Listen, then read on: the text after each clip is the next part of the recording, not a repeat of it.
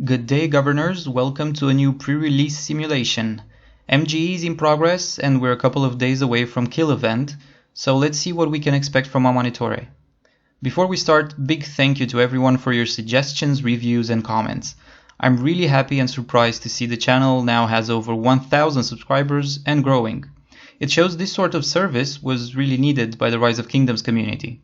However, it also means I need to keep improving the tool and at the same time be more conservative when making these simulation-based predictions. Because there will be differences between in-game battles and these tests. I think the previous simulation, for example, has understated Nebu's performance when paired with Gilgamesh, but has correctly anticipated Gilgamesh is the game changer for archer rallies, finally being able to put an end to Zenobia's absolute reign as garrison captain. For now, let's see how Amanitore is expected to do. Is she going to be the new Garrison star, or at least a good replacement for Zenobia? I think the most relevant tests will be Amanitore paired with either YSS or Artemisia versus Gilgamesh rallies or Xiang Yu rallies. So why archers and cavs and not infantry?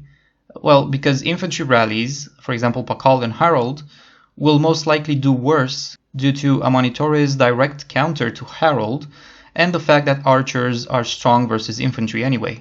So the key questions are, can she take a Xiang Yu rally? And can she successfully replace Zenobia when Gilgamesh is around? Let's first see how Amani's skills unfold in the simulator, particularly in combination with Artemisia.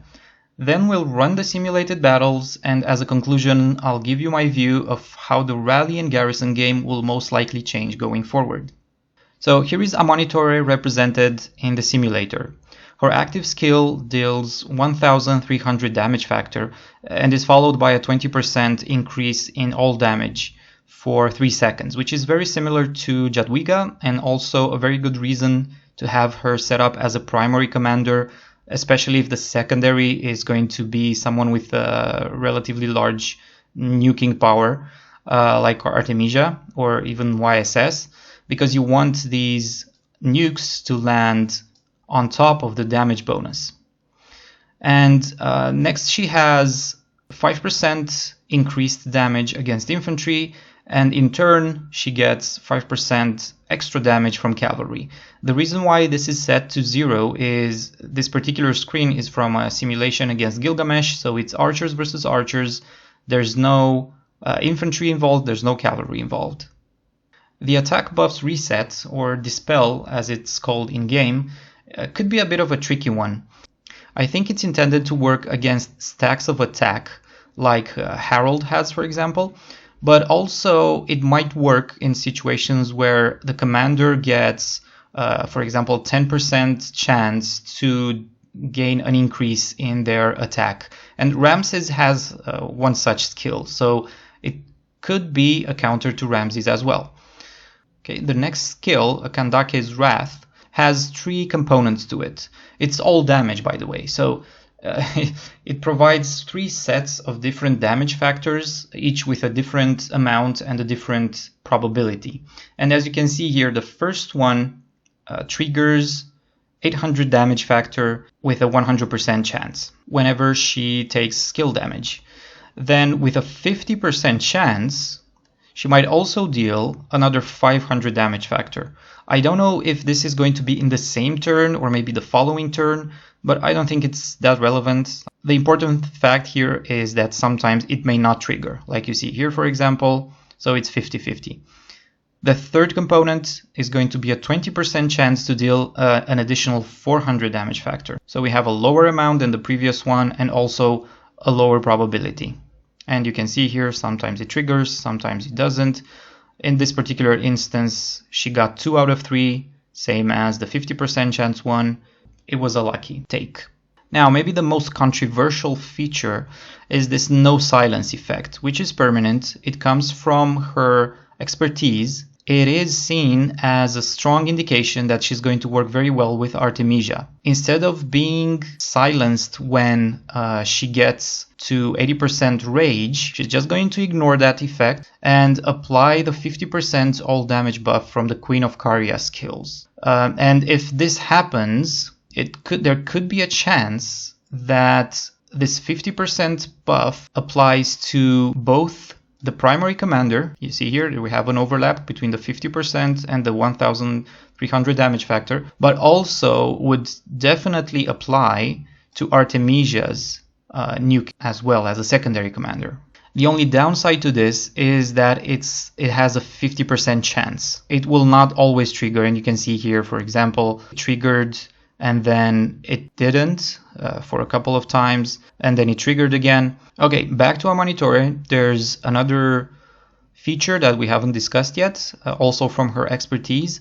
She's going to take away 100 rage from the enemy target over 2 seconds. It will have a 10% cooldown, so you see this is not as frequent, but it will have a good impact on slowing down kill cycles of the attacker. So all in all, she looks quite decent.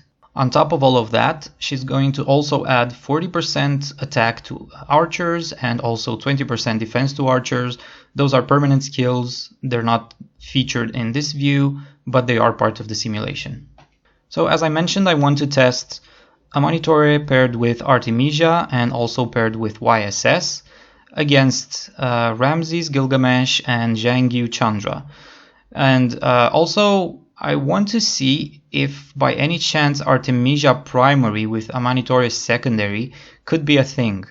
There are some limitations to testing this kind of thing, because Artemisia primary, if you're going to use her as primary, you're most likely going to go for the Desperate Elegy talent. And this is what I mean. You'd go most likely full defense and then allocate something to garrison and archers. And if you go for this, you're expecting to do a long rally where the number of your troops will go down to 30% and stay there for a long time. In a pure 1v1 scenario, this is a bit difficult to simulate. But before we go there, let's also look at Amanitore's talents as primary commander. Now, this setup probably looks a bit weird to you. It's not going as deep into the support tree, but also missing some parts from the archer tree. This other alternative, which I'm going to show you right now, is a bit wasteful, because going for this 50% chance to reduce skill damage, you would waste a lot of talent points, and also in this elixir talent, which is providing you no benefit. And I did simulate both setups and found that this one on the left is the better one between them. I don't know if it's going to be the ideal one or not. I haven't had time to do all sorts of various talent tree simulations. Next, let's look at the equipment. Again, these are not necessarily the best. Archer versus archer. New commander versus new commander. Let's see who's going to win. And it's extremely one-sided. Okay, we're off now. Yeah, like 4%, 3% win rate for Ramses and Gilgamesh. It's not gonna look good for them, dropping even further. So yeah, it looks like Ramses and Gilgamesh are not going to pose much of a problem for Amanitore and Artemisia. While this runs, let me just mention a couple of things about the equipment. So you see it's the same setup for both of them. My intent here was to maximize health, especially for Amanitore and Artemisia, because Gilgamesh has that health debuff. Ramses has also defense debuff, so the more defense and health you could put here, the better. But at the same time, I tried to use late game gear where possible or where optimal. So that's why you see here 2 Season of Conquest pieces and another 2 here in accessories. We have the 2 dragon gloves and pants to get also the 3% attack bonus, I think it is. The Milky Way and the Flame Treads are here to boost health. I could have used the dragon armor, but having 3 pieces instead of 2 wouldn't have brought any additional benefit. And the Milky Way does have 0.5% more health, so sure, why not? Yeah, so coming back to the results, 4%, roughly around this area, with almost 2/3 of the simulations almost done. One thing I will mention, even though this looks very one-sided, is if you compare the simulations, and now we also have the in-game results for Pakal and Harold versus Zenobia and YSS. Now, Pakal and Harold, if you leave them alone, if you don't swarm them, are going to do worse, or I'm expecting them to do worse against Zenobia than Ramses and Gilgamesh would do against Amanitore and Artemisia. So yeah, that has some implications. It means that Gilgamesh is more prepared to face the same troop type garrison than Harold and Pakal. So it's not necessarily unexpected, because there's one thing this couple here doesn't have, and that's strong resistance to swarming. And that's the really strong point for Harold and Pakal. And these two guys don't have it. Harold and Pakal have it. Depending on situations, you might use whichever one is needed. But of course, the most important is who you're going to fight against. Don't send Harold and Pakal against Amanitore and Artemisia. I'm almost sure they're not going to do well. But at the same time, it looks like Ramses and Gilgamesh are not going to do much better either. Or let me take that back, because the percentage here is very low. So they're going to do quite bad. If you have to choose between Ramses, Gilgamesh, and Harold Pakal, who you send against Amanitore, send these, because they'll do better. But I'm really convinced that Xiang Yu is going to do even better, because they counter Amanitore and Artemisia. And yeah, actually, let's note down these results and let's get right to that. Let's see how Xiang Yu is going to do against the new archer commander. Okay, we are ready to start. So the meta cavalry rally against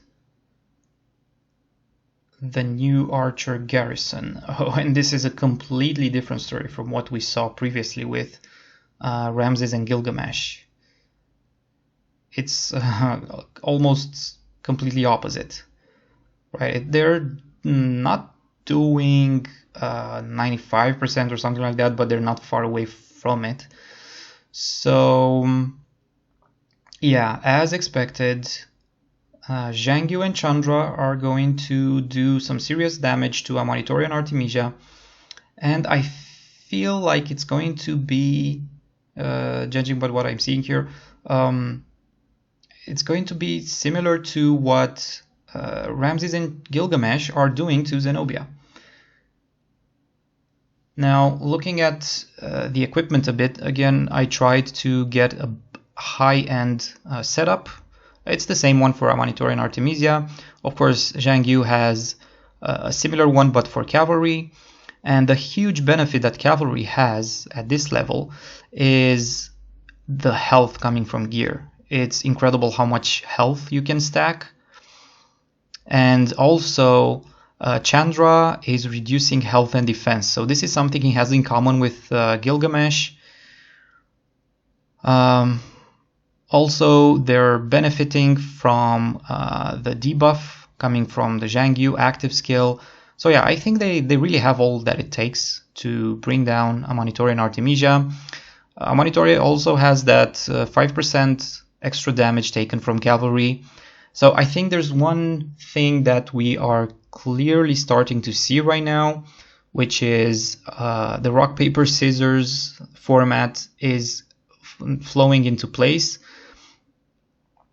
We have Cav Rally that is going to smash the archer garrison. We have Archer Rally smashing the infantry garrison. And yeah, the Cav garrison, that's a curious one. I mean, I saw some reports that show they're not necessarily doing very well against archers, but I haven't done any simulation on those. We'll see, but I'm expecting that if you do want to counter archers, since Zenobia is definitely not gonna do it, Amanitore looks to be overwhelming for the new archer commander. So yeah, here we are, 100% done, 81% win rate for Xiang Yu Chandra against Amanitore and Artemisia. I was looking at how it started, I was expecting more, but it is what it is. Let's note this down. And then we'll start testing the same two rallies against Amanitore with YSS instead of Artemisia. Okay, so I think we found the counter to Amani and Artemisia. As expected, Cavs, Xiang Yu, so they get the winner emoticon here. And off we go to test the YSS combination. Okay, we're set up. YSS replacing Artemisia. Let's go. So it's time to see who's going to be the better pair. Okay, yep. This is much better than 4%, right? It's yeah, it's going towards 30%. So it looks like YSS is not the ideal pair for Amanitore. Artemisia would probably take that role. And let's think about it. Why would it be this way? The key here is in the Queen of Caria skill for Artemisia. So if she gets the no silence buff from Amanitore, and if it works as expected, they both would get the 50% additional damage with a 50% chance to apply their nukes. So both Amanitore and Artemisia would apply their nukes on top or overlapping with that 50% all damage bonus. On the other hand, YSS, I think, will be very useful for rallies where you are under 50% of your units remaining, which is very, very often, especially in KVK, long rallies or rallies where the troops inside are already incomplete. This is a bias for YSS. In those sorts of situations, he will be performing better than what you see here. But in pure 1 versus 1, I think this is the first time when, in a very long time, when YSS is not the preferred partner for a garrison captain. Actually, yeah, what am I saying? The two garrison captains we had so far recently were Zenobia in like 90% of the cases and Jadwiga when no Zenobia was available. And they both worked pretty well. I do think, yeah, actually the Saladin pair for Jadwiga tends to have maybe better results than YSS, but it really, really depends on the rally situation, who you're rallying with, how many troops in there. I'm going to note the results also for the Xiang Yu rally against this same pair here, and then we're gonna go to Artemisia primary. I chose Ramses and Gilgamesh and not Xiang Yu because, yeah, the Cavalry was wrecking them too much, and I thought it would produce a more noticeable effect if I use again archers versus archer. It's a neutral sort of combination. So okay, yeah, and what we're seeing so far after 12% of the simulations have gone is that Gilgamesh with Ramses are doing better against Artemisia primary compared to Amanitore primary. And remember, I gave Artemisia the Desperate Elegy talent, which is very strong in long rallies. So again, it's kind of like the same, it's kind of a similar situation to YSS. They start to perform better when you're close to being defeated, to say so, even though the rally might last even much longer. both rallies at that stage would be down in troops. Artemisia would be increasing her rage due to Desperate Elegy. YSS would be increasing his damage output because of his skill. Of course, YSS primary with Artemisia, with Amanitore would not make that much of a sense as Artemisia would do with Amanitore. So yeah, I'll just fast forward. Okay, 25% final result. Let's note it down and go to the next topic. So we're expecting Amanitore to be the preferred primary when paired with Artemisia. As we can see here, the rally scored a 25% win rate when Artemisia was primary, and it did worse against Amanitore paired with YSS or Amanitore paired with Artemisia. Okay, we saw the simulations, and it looks like the battleground will never be the same again. I mean, Zenobia is no longer the one-stop solution for every rally in the game, and Amanitore will be able to counter Gilgamesh, but she's weak against Xiang Yu. So what does it mean? Well, it means we have to change the way we organize our garrisons. The game mechanics are actually flowing into a position of rock, paper, scissors. So what does it mean? It means we have to change the way we organize our garrisons. Rallies have an advantage. Garrisons are static. They're flags, passes, and so on. You can see who is in garrison and rally with the opposing troop type to counter what's inside. So as we found out, if you see Amanitore, you will use Xiang Yu Chandra, for example. And of course that's gonna defeat the garrison and you're done. But garrisons have an advantage too. Once launched, a rallying army cannot completely change its composition or the leading commanders unless it cancels. So you can swap troops and garrison captain within this 4 or 5 minutes time frame before the rally hits.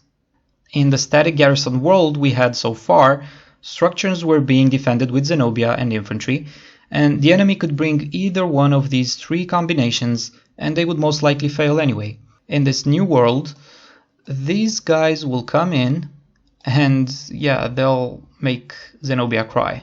So what's the solution? Well, here's how I see it. If you know the enemy has a Gilgamesh combo, don't garrison with Zenobia to start with. You can use instead Amanitore with archers, of course, or you can even use Jadwiga with cavalry. When they see Amanitore, they will launch a Xiang Yu rally instead. So you remove in the meantime Amanitore and the archers, and you bring in infantry and Zenobia. Of course, this requires coordination, and yes, I know some archers will still be left in the garrison. This is not necessarily something bad, as long as there are not that many archers left, because Zenobia with YSS is still the best combo you can use with mixed troops. Heck, YSS even needs mixed troops, so why is Zenobia best for this and not Amanitore or Jadwiga? It's accumulation of factors. First, she's wasting the least stats. For example, Amanitore is wasting 60% of archer stats, which makes her a bit more unfit for this role. Zenobia is wasting only 40%. Second, the infantry tree is simply great for mixed troops. Third, the support tree is a perfect fit for Zenobia. You have two talents right here that enhance healing and give you extra attack after healed. Well, among the three major garrison commanders, Zenobia is the only one that is doing healing. So if you invest in here, it makes more sense to invest in here as well to increase the skill damage protection. And then the fourth reason is most kingdoms out there are overstocked with Zenobias anyway, so you can apply this garrison swap strategy most conveniently using her. Just to recap, what you could do is let Zenobia take the backseat, advertise your Amanitore or maybe your Jadwiga instead, then you simply swap and bring Zenobia back in. So I think it's time for the more organized kingdoms to shine, and this is great. It's really a breath of fresh air because what we've seen so far was Zenobia all over the place. Nothing would beat her if equally challenged. She's still great. I still think she's gonna be the best garrison commander. She has only one weakness, but you can use this garrison swap strategy to take care of that and make sure you have the upper hand. Okay, that's it for today, folks. Don't forget to subscribe if you like what you see here and if you find it useful. You can now also buy me a coffee if you appreciate my work. Link is in the description. See you next time. Cheers!